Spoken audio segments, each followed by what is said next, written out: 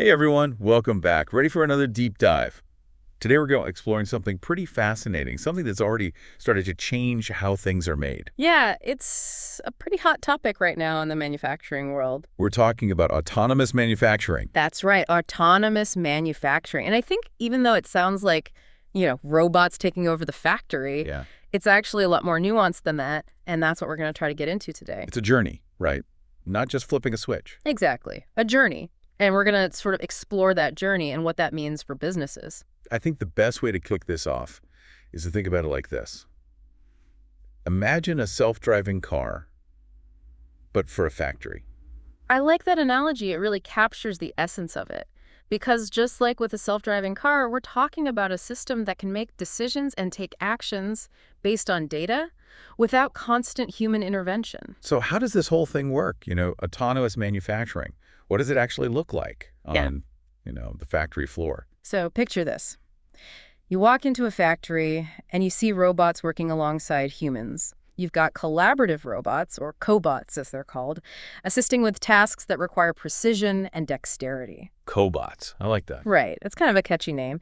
And then you've got industrial robots doing the heavy lifting, handling those repetitive tasks that are, tough on human workers. But it's not just about the robots, is it? It's the way it all comes together. Absolutely. It's about connecting those robots, integrating them with existing IT systems, and using specialized software to orchestrate the entire operation. It's like a symphony, everything working together in harmony. So is there a brain behind all this? You could say that. There is something called autonomous process control.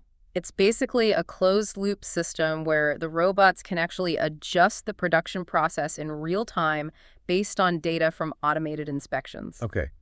So I'm starting to see how this can lead to some pretty significant benefits. Oh, absolutely. And that's really the exciting part, right? Because we're talking about a potential increase in production capacity, anywhere from 45% to even 100% in some cases.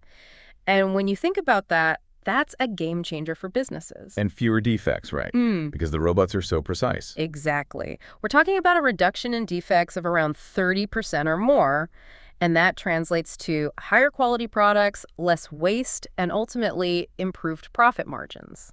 So this isn't just about futuristic technology. It's really about making businesses more efficient and competitive. That's exactly it. It's about empowering businesses to operate at their peak, delivering high quality products and staying ahead of the curve.